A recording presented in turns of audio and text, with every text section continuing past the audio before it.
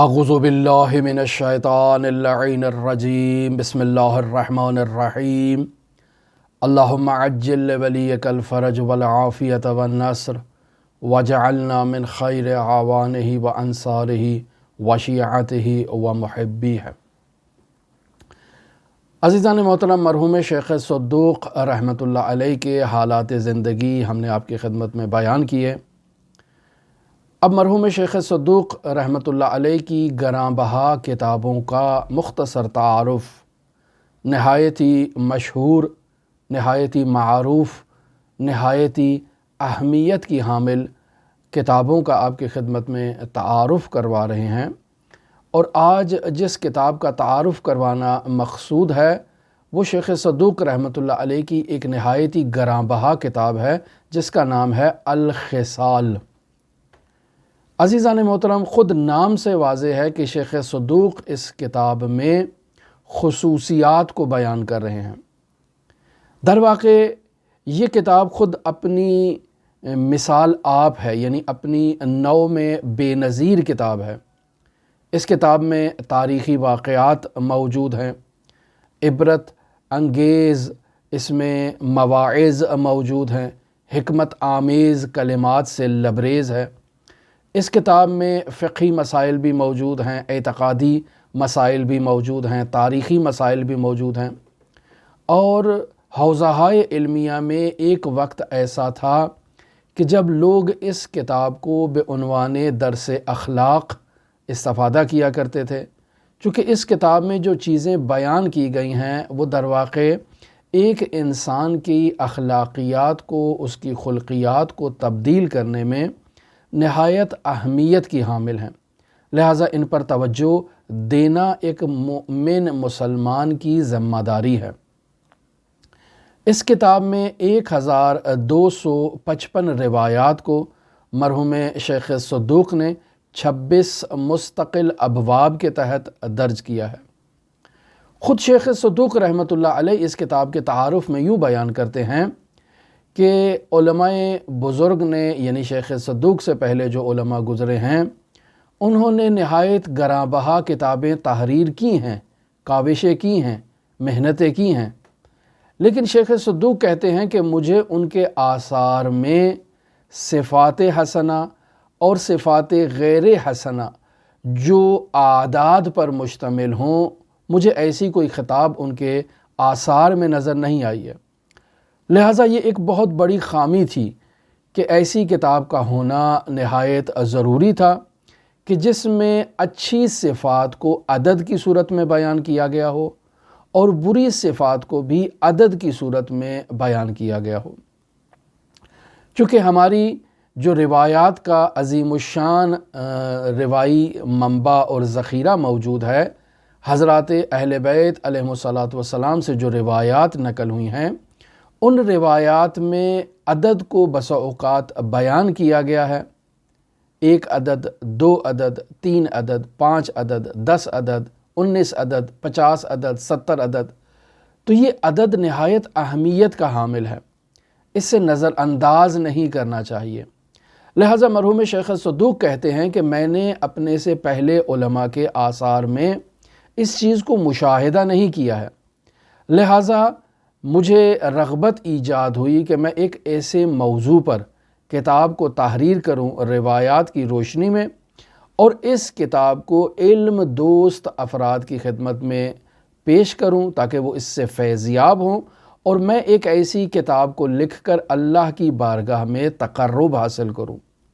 لہٰذا شیخ صدوق رحمۃ اللہ علیہ نے اس کتاب کو تحریر کیا، اور واقعاً اگر آپ اس کتاب کے مضامین کو توجہ فرمائیں تو یہ خود اپنی نوع میں ایک بے نظیر کتاب ہے۔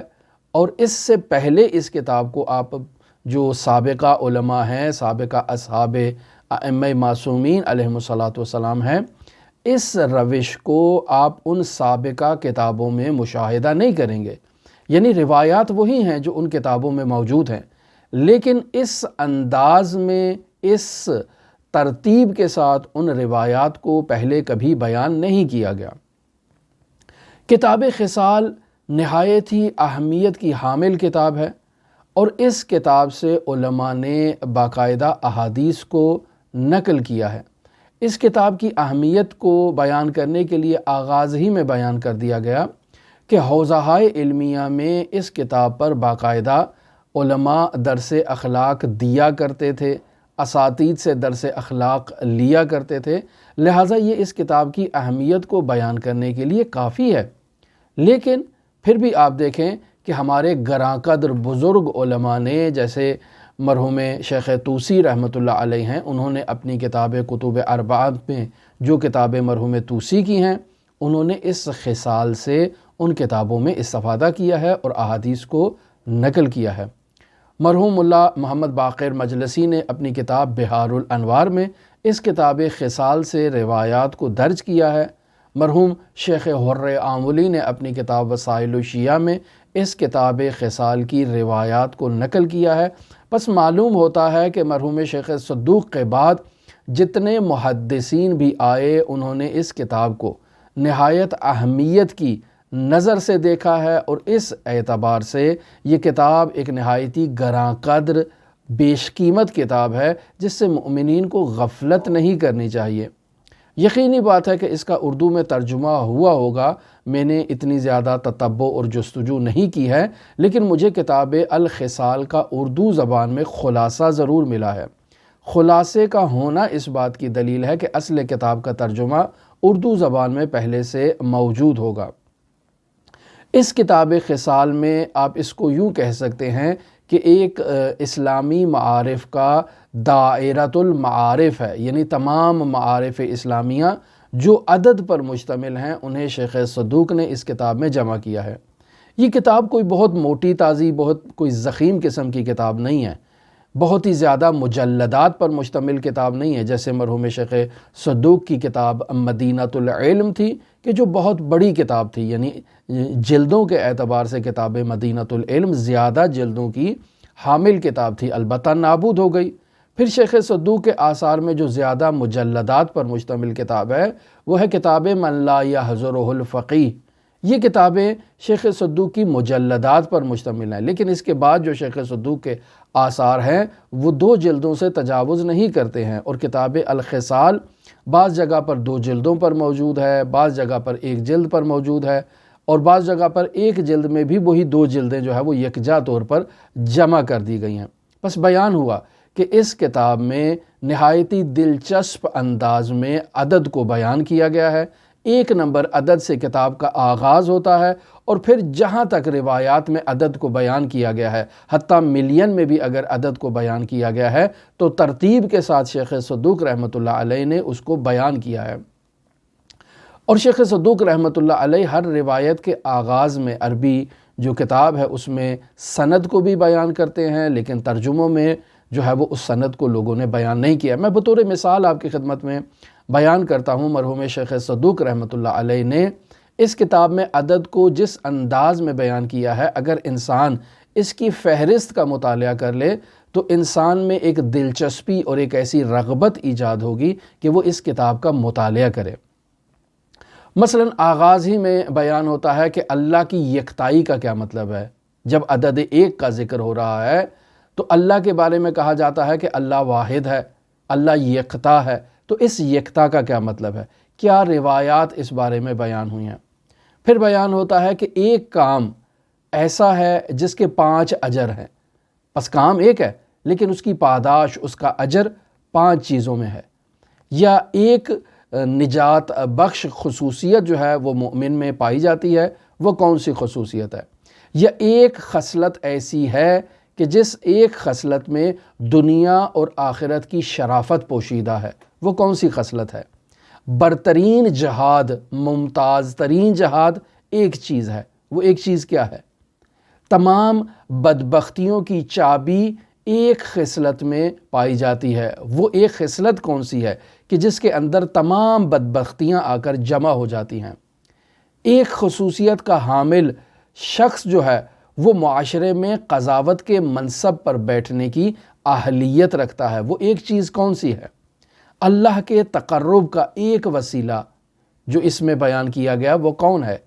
ایک کام جو انسان انجام دے تو اس ایک کام کے انسان کو 4 فائدے ہوں گے۔ وہ ایک کام کون سا ہے؟ دنیا کی دوستی کے بارے میں ایک خصلت کو بیان کیا گیا ہے، ایک صفت جو 5 صفات کے برابر ہے، وہ ایک صفت کون سی ہے؟ یہ اس کے علاوہ بہت ساری ایسے موضوعات جو عدد 1 کے تحت مرحوم شیخ صدوق نے بیان کیے۔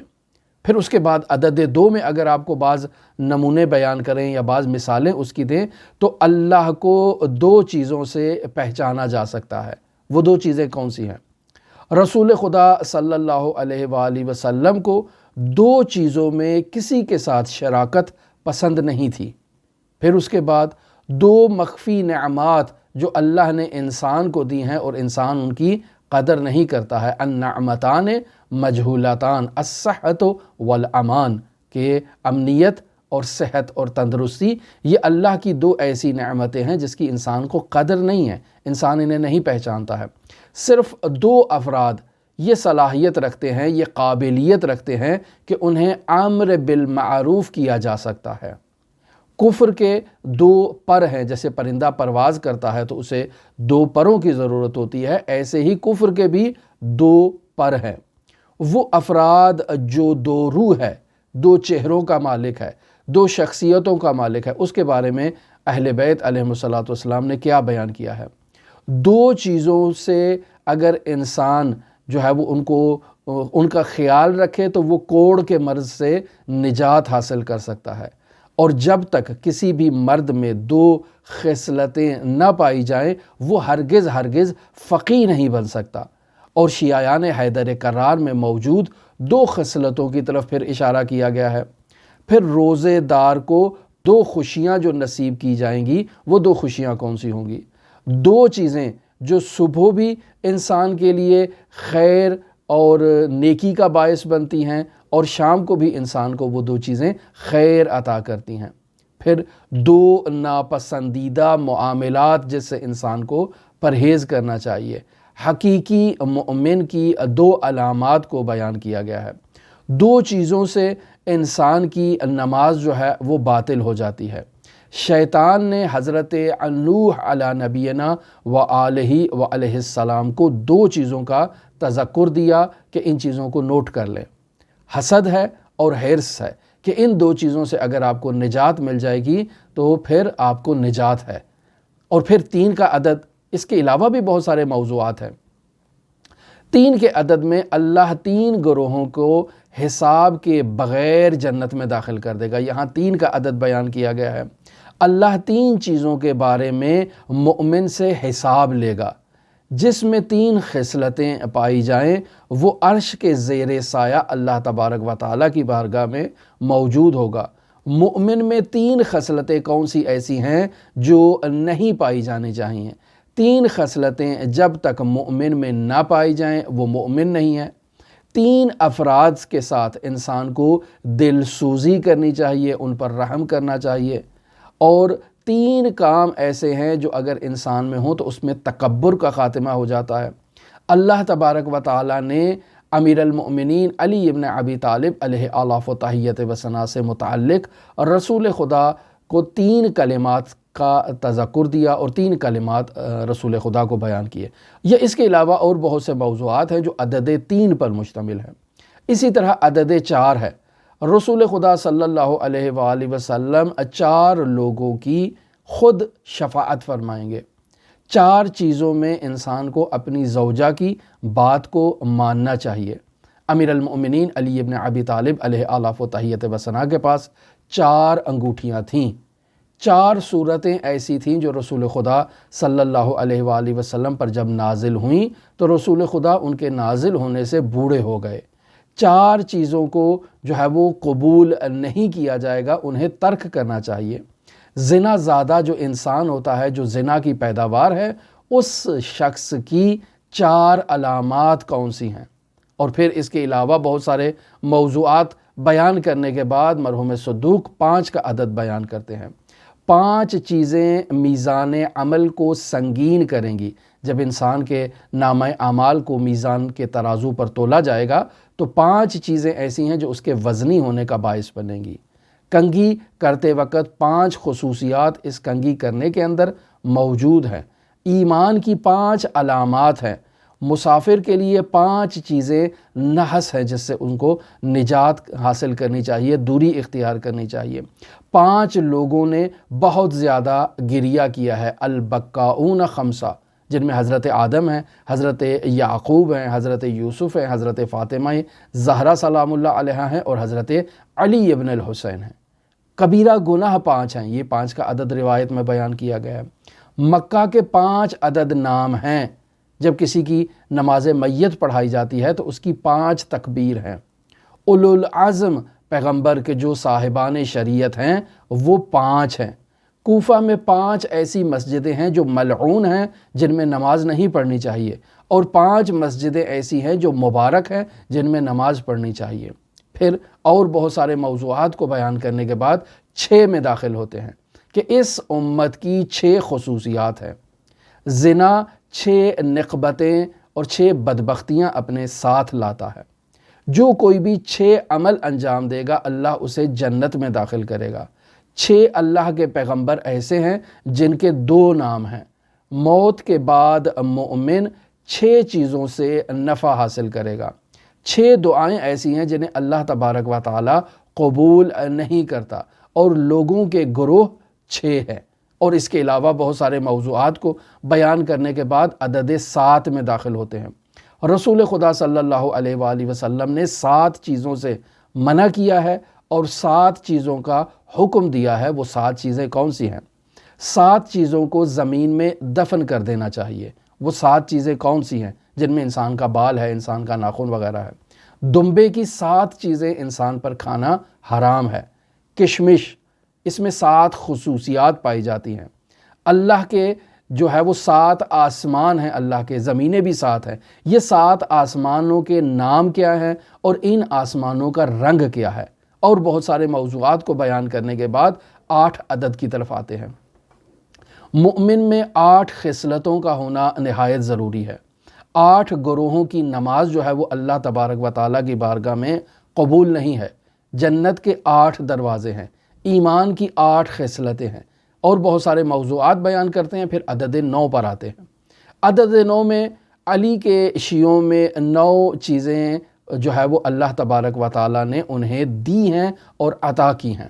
حضرت صدیقہ طاہرہ فاطمہ زہرا سلام اللہ علیہا کے اللہ تبارک و تعالیٰ کے ہاں 9 نام ہیں۔ اللہ تبارک و تعالیٰ نے حضرت سید الاوصیاء امیر المؤمنین علی ابن ابی طالب کو 9 چیزوں سے نوازا ہے۔ حضرت امام حسین علیہ آلاف و تحیت و ثنا کی اولاد اور ذریت میں 9 فرزند ایسے ہیں جو امام ہوں گے امام حسین کے بعد۔ پھر اور بہت سارے موضوعات عدد 10 پر آتے ہیں۔ رسول خدا صلی اللہ علیہ وآلہ وسلم کے 10 نام ہیں۔ امام میں 10 خصلتوں کا ہونا یہ ضروری ہے۔ مکارم اخلاق 10 ہیں۔ 10 مقامات پر انسان کو نماز پڑھنی چاہیے، اور اسی طرح سے بڑھتے بڑھتے بڑھتے پھر ہزاروں کے عدد تک شیخ صدوق رحمۃ اللہ علیہ پہنچ جاتے ہیں۔ اور ایک نہایت ہی جو ہے وہ دلچسپ کتاب ہے۔ اگر انسان ایسی کتاب کسی کے ہاتھ لگ جائے تو انسان کا دل کرتا ہے کہ اسے پڑھتا ہی جائے، پڑھتا ہی جائے، پڑھتا ہی جائے، چونکہ ایسے موضوعات اور ایسی جو عناوین کے ساتھ اس میں احادیث کو بیان کیا گیا ہے کہ جو خود انسان کی دلچسپی کا باعث ہے۔ لہٰذا ہماری دعا ہے کہ خداوند متعال مرحوم شیخ صدوق رحمۃ اللہ علیہ کی اس کاوش کو بھی بقیہ جو آثار ہیں ان کی طرح اپنی بارگاہ میں قبول و مقبول فرمائے۔ خداوند متعال شیخ صدوق کے درجات کو بلند فرمائے۔ خداوند متعال ہمیں شیخ صدوق کے آثار سے فیضیاب ہونے کی توفیق عطا فرمائے۔ خداوند متعال منجی عالم بشریت حضرت صاحب العصر، صاحب العمر، صاحب الزمان مہدی موعود کے ظہور میں تعجیل فرمائے، اور ہمیں ان کے اصحاب و اعوان و انصار میں شمار فرمائے۔ اللہم صلی علی محمد و آل محمد وعجل فرج قائم آل محمد۔